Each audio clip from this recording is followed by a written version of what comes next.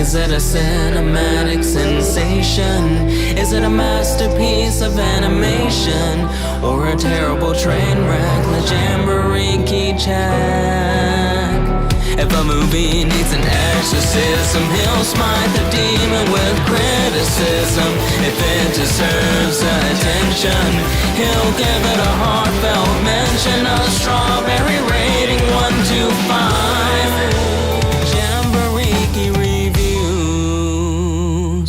Howdy folks, Jambareeqi here. I've actually not seen Mary Poppins ever since I was a kid. It's been a long time, and with the release of Mary Poppins Returns marked for next month, I thought I would revisit the original. Mr. Banks is an overly serious man who formalises everything, including the way he raises his children, while his wife, Mrs. Banks, is busy dedicating all her time to the suffragette movement. With their parents being either absent or emotionally restrained, Jane and Michael Banks act out by getting up to mischief. After yet another nanny decides to quit, the Banks have to find someone else to look after the kids. Enter Mary Poppins, the most perfect nanny you could ever wish for, who takes her job very seriously, but also wants to help Jane and Michael experience fun activities, with Bert the quirky chimney sweep coming along for the ride. However, Mr. Banks is growing tired of Mary's whimsy and insists that the children start taking life more seriously, especially when it comes to the matter of money. With logic and reason thrown out of the window, we have no idea what ridiculous or extraordinary situation Mary and the kids will jump into next. The series of surprises makes the film marvelously exciting, pumping with unpredictable momentum. It's so entertaining to watch these lovely characters simply having a merry time, because their happiness is practically contagious. It's also a movie that teaches a fantastic lesson, that fun and imagination are just as important as committing to your responsibilities. While Mr. Banks insists that children should abandon their creativity and humour in favour of focusing all their energy on work and chores, Mary Poppins steps in to present a much more appropriate method of raising kids. She teaches that self-discipline and fun aren't mutual things. You just have to compromise by having a fair balance. Yes, it's good to work hard in life, but it's just as beneficial to take care of your mental health by sparing time for activities that make you happy, as silly or non-productive as they might be. Heck, with a little creativity, you can have both at the same time. You can spice up your chores, make them more engaging with a sprinkle of imagination. A job doesn't have to be boring, it's what you make it. I'm going to give 5 points to the content. Mary Poppins is practically perfect in every single way, and before you start shouting, "Oh my god, Mary Sue, Mary Sue!" that's the whole point. The joke is that she's the idealized nanny that can do no wrong. This doesn't make her a bad character at all. If anything, she's a great role model for every age, teaching adults to not be stuffy or pessimistic, and encouraging kids to be themselves while making time for responsibilities. Her very presence in someone's life can alter their outlook entirely or improve their everyday mood, because she has found peace within herself, helping her to be a confident, strong woman who still knows how to have a good time. What's more inspiring than that? She's the person that we all want to be, and really, I can't imagine someone better to look up to than Mary Poppins. Also, she's at least human enough to struggle to express her emotions after leaving the Banks, hurt inside but relying on a stone face to mask the pain. Bert is a product of Mary Poppins' whimsy, a man who has been charmed by the nanny and has grown into a mature adult who still retains the energy and humour of his inner child. He's fantastic with the kids, it's adorable, because he can give them the best advice while also making them laugh and smile with his eccentric personality. He has no shame in being a chimney sweep either,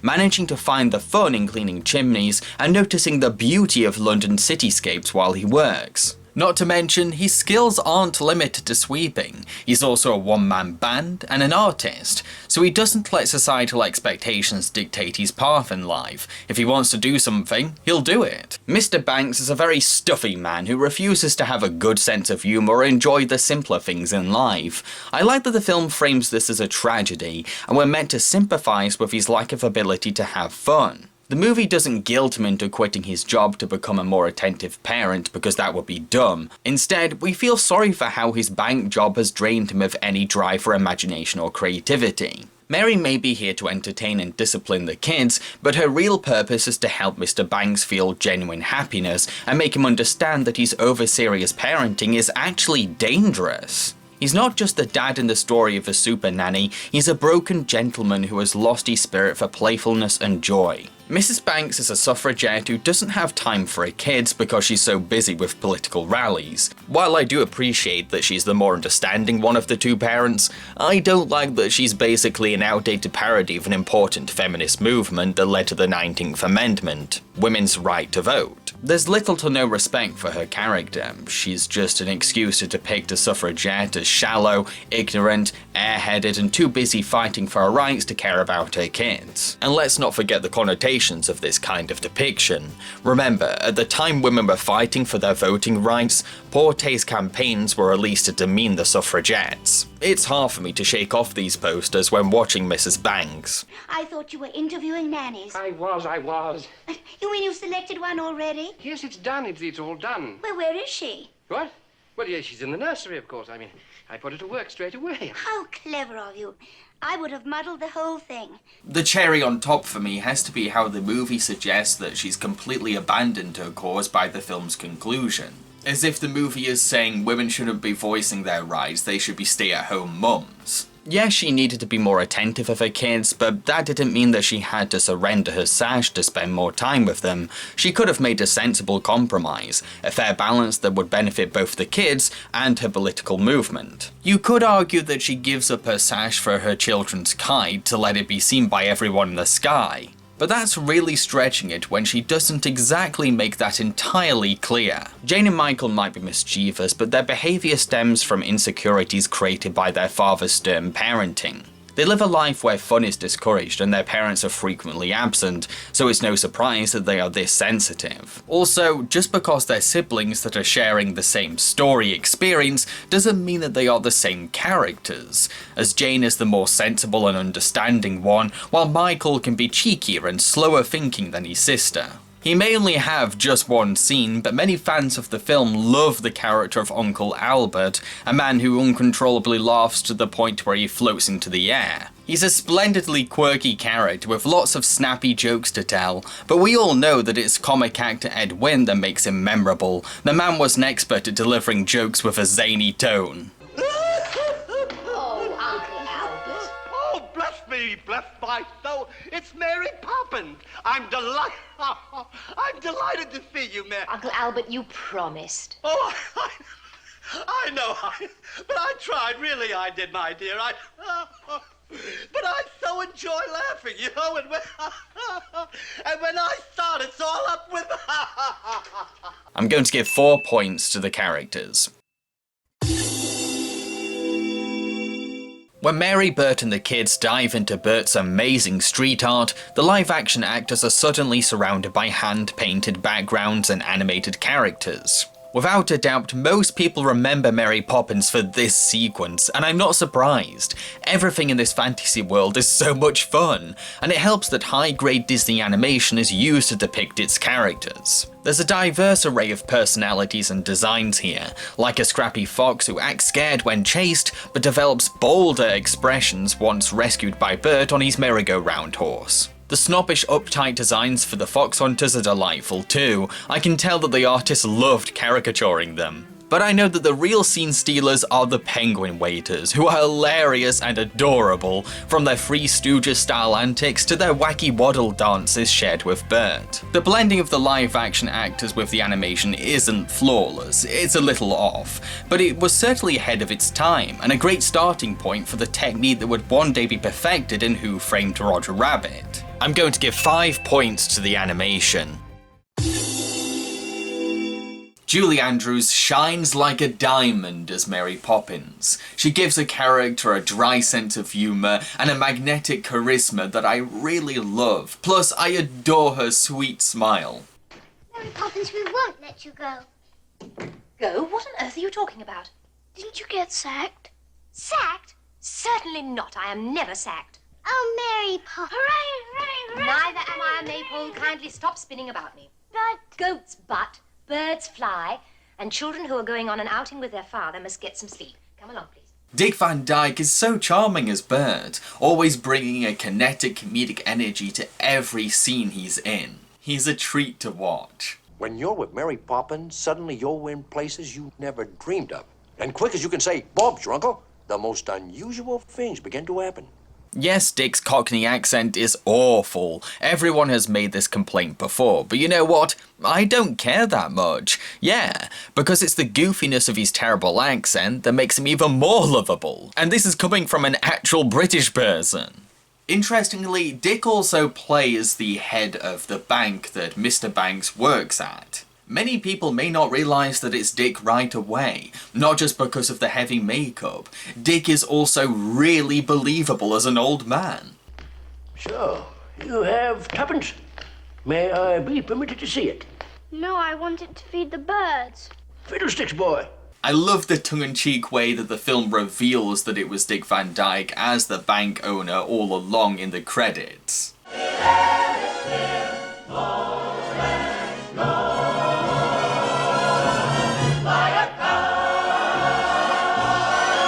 David Tomlinson's Mr. Banks is superb. He really sells the high vocabulary and posh stuffiness of his character. Mary Poppins, I must confess I'm extremely disappointed in you. She's for it now. I've heard the master do this speech before.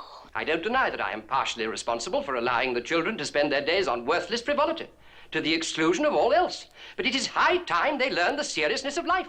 In the role of Mrs. Banks, Glynis Johns may be stuck with an unflattering character, but she still puts her back into her performance, adding comic timing and passion to what's essentially an outdated caricature. It's the children, Mum. I thought they were with their father. You haven't been running off again, have you? You know how terribly it upsets me. Oh, they haven't exactly been running away, Mum. They have had a bit of a fright, though. Need someone to look after them. Oh, of course. Mary Poppins will... Oh, no, it's her day off. Ellen, I wonder if you would... No, Mum. I haven't done my brasses yet. Karen Dautrice plays Jane. She's one of those rare child actresses that has a lot of range. She's very authentic in whatever emotion she's trying to get across, whether she's giggly and enchanted, or heartbroken by her father's emotional repression. Where's she taking us? To the bank? Oh, Michael, the city. And we'll see on the sights and Father can point them out to us. Well, now there must be some mistake. Your dad's a fine gentleman and he loves you. I don't think so.